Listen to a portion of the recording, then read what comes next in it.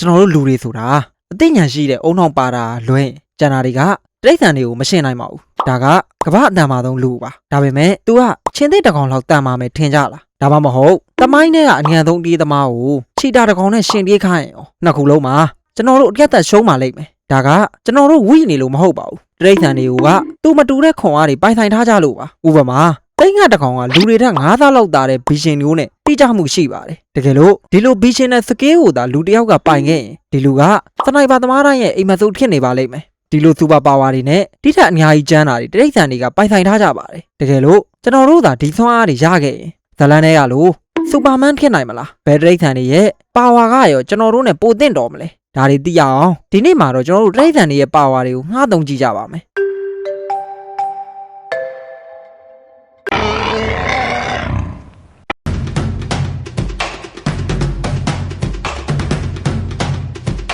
ပထမဆုံးတစ်ကောင်ကမတ်လက်ရွှဲ့မှာဒီကောင်တွေကဘောက်သားတွေပါဘယ်ကောင်လာထိုးမယ်ဆိုတာကြီးပါပဲရိုးရိုးထိုးတာတော့မဟုတ်ပါဘူးပြင်းအားက1500နျူတန်ရှိပါတယ်ရေထဲမှာဆိုရင်ဒီပြင်းအားကိုရေကမလိုက်နိုင်တဲ့အတွက် short wave တွေထွက်ပါတယ်ဒါပေမဲ့ဒီထိုးချက်တစ်ချက်က49မိုက်ခရိုစက္ကန့်အတွင်းမှာပါစက္ကန့်နဲ့ဆိုရင်တော့ဒီလောက်စက္ကန့်မှာဒီလိုထိုးချက်ကိုလူတစ်ယောက်တည်းထည့်လိုက်ပါမယ်အဲ့ဒီလူကတော့ခဏပါဒီဆွမ်းအားရပြီဆိုရင်တော့ခဏဘသူ့ပေါ်မှာကြောက်စရာမလိုတော့ပါဘူးအာမာဝစ်ထားတဲ့ရဲတယောက်လာရင်တော့တစ်ချက်ပဲထိုးဖို့လိုပါတယ်ဝစ်လာတဲ့အာမာပါပေါ့ဦးမဲ့အပြင်အထိုးခံရတဲ့ရဲပါမထနိုင်တော့ပါဘူးရန်ကုန်မှာဝိုင်းပရစီးနေတော့ဆင်းမဲ့မှတ်တိုင်ရောက်တာတော့တကားမပွင့်သေးဘူးဆိုရင်ဒီလိုလုပ်လို့စစ်သားတွေတနက်နဲ့လာပြစ်မယ်ဆိုပြန်ရင်လေကြည်တန်တွေအကုန်လုံးကိုရန်ဆန်ပြီးအားကင်းတဲ့ထိုးချက်တွေနဲ့ဒီဖလက်လုပ်ပြမှာပါမြန်မာနိုင်ငံမှာတော့တော်တော်အသုံးဝင်မဲ့စူပါပါဝါပါဒုတိယတစ်ကောင်ကတော့ဘဲတူပြန်တူဖြစ်ပါတယ်ဒီကောင်တွေကစစ်ဆန်ပါဝါရှိပြီးလက်သက်တာ1000လောက်နဲ့1 cm မှာ50မိုက်ခရိုဗို့ကိုအာရုံခံနိုင်ပါတယ်ဒီဆွမ်းအားနဲ့2မီတာအကွာဝေးရလှုပ်ရှားမှုတွေကိုသိနိုင်တဲ့အပြင်ကိုသားကောင်ကိုမျက်စိတောင်မဖွင့်ပဲအမဲလိုက်နိုင်ဒီဆွမ်းအားကို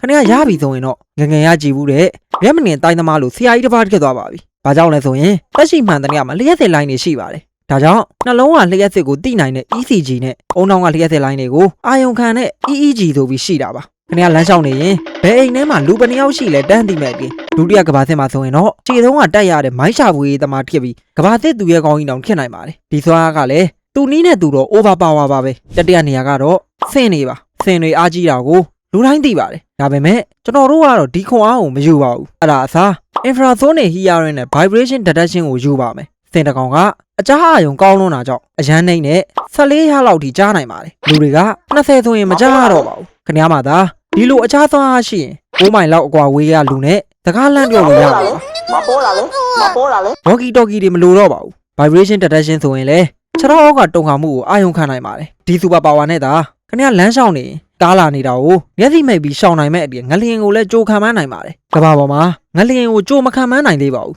ဒါကြောင့်ခင်ဗျားမှာသာဒီဆွမ်းအားရှိခဲ့ရင်ကဘာအဆင့်ငလျင်ပညာရှင်ဖြစ်သွားမှာဖြစ်ပြီးအသက်တွေအများကြီးကိုလည်းကယ်နိုင်ပါလိမ့်မယ်ဒါမှမဟုတ်အဖမ်းသက်လည်းခံရနိုင်ပါတယ်တေချာတာတခုကတော့ခင်ဗျားနိုဘယ်ဆုတော့ရလောက်မှာပါနောက်တစ်ကောင်ကတော့ဒီကောင်လေးတွေပါသူတို့ရဲ့စူပါပါဝါကတော့လိုချင်တဲ့သူလည်းရှိတယ်လို့မလိုချင်တဲ့လူတွေလည်းရှိပါတယ် Perfect Immortal Regeneration မှာမြန်မာလိုဆိုရင်တော့ပြီးပြည့်စုံတဲ့မသိမျိုးပါဒီကောင်တစ်ကောင်ကမသိနိုင်တာတော့မဟုတ်ပါဘူးဒါပေမဲ့သူတို့ရဲ့ regeneration ကကောင်းလွန်းတာကြောင့်မသိမျိုးလို့ပြောကြတာပါလက်ထက်ခဲ့ရင်ပြန်ပေါက်နိုင်ပါတယ်ဒီမှာမှလက်ထဲမှာရှိတဲ့အယိုးကြွက်သားနဲ့အကျိုးတွေအကုန်လုံးပြန်ပေါက်တာပါဒါတင်မဲ့လားဆိုတော့ဓာတ်ထုခံရရင်လည်းမသိနိုင်ကြပါဘူးဘာလို့လဲဆိုရင်အဆုပ်အသေးနဲ့မျက်လုံးတွေကလည်းပြန်ထွက်လာနိုင်ပါတယ်ဒီဆွမ်းအားကိုခင်ဗျားရပြီဆိုရင်တော့စူပါဟီးရိုးလုံးလုံးဖြစ်သွားပါပြီဓာတ်ပူးလိုမျိုးပါဒီမှာခင်ဗျားကမသိနိုင်တော့ပဲ immortal လုံးလုံးဖြစ်သွားပြီဆိုပါတော့ဒါဆိုရင်ခင်ဗျားကကဘာကြီးရဲ့အဆုံးထိနေနိုင်မှာဖြစ်ပြီးတော့မကောင်းတဲ့ချက်ကတော့ခင်ဗျားချစ်တဲ့သူတွေတယောက်ပြီးတယောက်တေရတာကိုထိုင်ကြည့်ရင်နောက်ဆုံးချိန်ထိခင်ဗျားတယောက်တည်းဖြစ်နေမှာပါဒီလိုဆိုရင်ခင်ဗျားဒီစူပါပါဝါကိုလိုချင်သေးလားကျွန်တော်ကတော့